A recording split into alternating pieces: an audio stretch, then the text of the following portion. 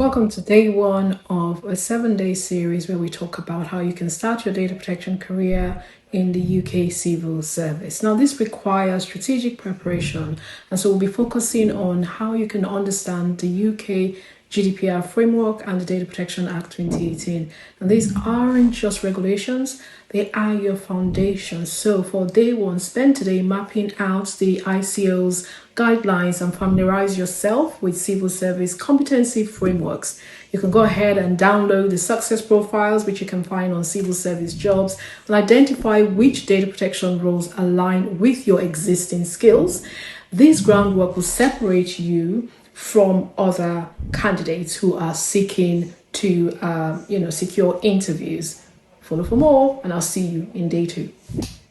Welcome to day two. Now, here are the key steps to finding and applying for data protection and GDPR jobs within the UK civil service. The first thing you want to do is identify that actual job site. So go on to civil service vacancies, which you can find by doing a Google search. That is exactly where you need to do your search, because that is the official civil service jobs portal, which again you can also, which is part of the gov.uk, so you can search via gov.uk. Second, use broad and specific search terms. Don't limit yourself to just UK GDPR or data protection officer, because civil service roles often use a wider range of terminology. So for example, try searching for data protection. Maybe that's one you filter. Or you put in that filter tab, GDPR information governance, information assurance officer, information rights, senior information risk owner, so your CIRO, knowledge and information management. So you could just put that in there, because some data protection roles, they actually sit within these functional areas or profession. You could also search by security and data protection, especially within departments like DWP. See you in day three. Welcome to day three. Today we'll break down a little bit about how you can apply for civil service roles and some specific professions within the civil service to look at. Now, data protection and GDPR roles often fall under specific civil service professional categories.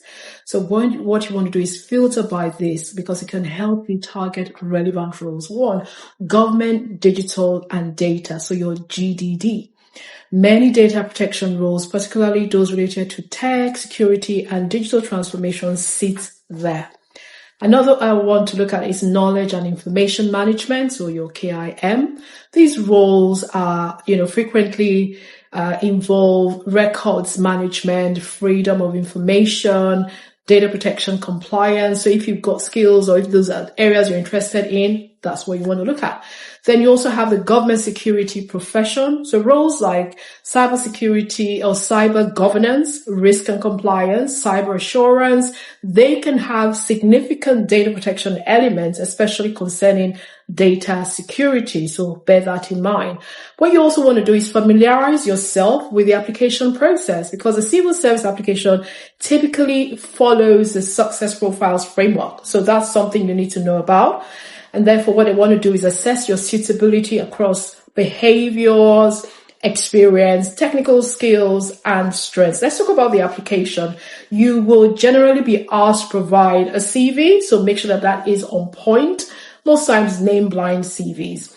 A personal statement, usually around 750 to 1,500 words, outlining how your skills and experience meets the essential criteria in that job advert. Now, this is very crucial, and therefore your statement needs to be on point. Because what you want to do is make sure that you're demonstrating specific civil service behaviors, e.g. making effective decisions. That's something they also look out for. Managing quality service. Then the shortlisting or sifting stage. Applicants are usually stored across essential criteria, high volume roles. An initial sift occurs, maybe they would look in your personal statement, and your interviews will typically use a mix of behavior questions, like tell me about yourself when you've had to manage a complex stakeholder relationship. Experience questions like describe your practical experience in conducting, say, a DPIA, so your data protection impact assessment. Strength-based questions like what energizes you about providing expert advice if you're looking at maybe a data protection advisory role. See you in day 4 and share with someone who might find this very useful. Thank you. Welcome to day 4. Day 1, 2, 3, we talked about where to search for civil service, data protection jobs, and how to search. Today, I'll talk about something that's very, very crucial. Now, your CV doesn't get you into the civil service, but your suitability statement does. For data protection jobs in the civil service, your suitability statement is the main scoring document, and you can use AI to assist you with that because the civil service allows that. So your CV is not what you need to copy and paste, because now these hiring managers are looking for evidence, not qualifications, not certificates. They want to see what problem you've handled, what you did, and the results that you achieved. That's why the STAR approach is non-negotiable when you're applying for civil service jobs. Now, your STAR is your situation, task, action, and results. Save this, and tomorrow I will show you how to break down this job advert into STAR answers. Follow for more. Share this with someone who you think might find this useful, and make sure that you save this post, and I'll see you in day 5. Welcome to day 5. We're going to be looking at the STAR method, and particularly under within the civil service applications, one area that they ask you to demonstrate your evidence is working together, and that is of course under the behavioral criteria. So if you're looking at applying for entry-level business analyst, data protection, project management roles, you need to listen here. One thing that, again, I mentioned in my previous video is using the STAR approach, because civil service uses success profiles and wants evidence of your behavior, not your certifications and not, several things that you've done. So the STAR is how you give it to them. S, again, remember, is situation, T, task, action for A, and R for result. But in this case, I want to advise that you focus more on action and result.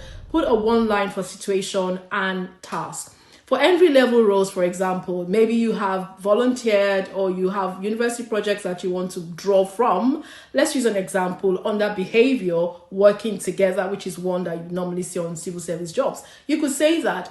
Now, maybe you say, of course, put your 1 line, what was that situation and what was your task? You could say, in my final year group projects or any other project that you're drawing your evidence from, we had a team member who missed deadlines and communication was breaking down, which of course was threatening our final grade or impacting your project if you're using that as your example. What was the action?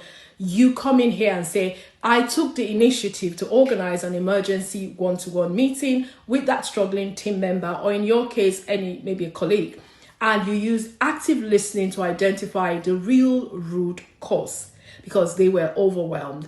And then you could say, I renegotiated and divided their specific workload into smaller, manageable tasks with shorter, clear check-ins, and checking deadlines. Let's put it that way. What was the result? Now you want to show the impact. You could say then, this small intervention stabilized our team dynamics and we engaged the member. And we are able to meet our final project deadline, scoring a first-class mark. And more importantly, you could also mention that you learned how to manage conflict and to delegate effectively in a high-pressure environment. And that's how you nail working together. Now let's speed things up, and I'll see you in part 2 of day 5.